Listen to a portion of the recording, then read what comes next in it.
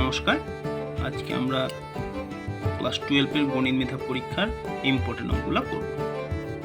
তো এখানে 0 less than x less than 1 যদি হয় তবে √1 + x square into x cos of cot inverse x plus sin of cot inverse x এর whole square minus 1 তার whole root এর মান কত হবে।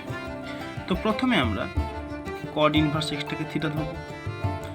cot থিটা সমান কত x/1, সেখান থেকে আমি sin থিটা সমান কত পাবো 1/√1 - x স্কয়ার, cos থিটা সমান কত পাবো x/√1 - x স্কয়ার।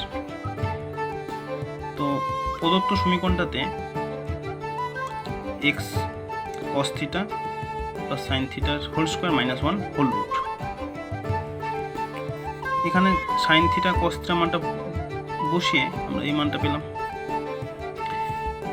তারপর x square plus 1/√x square plus 1 এর হোল স্কয়ার মাইনাস 1 তার হোল রুট।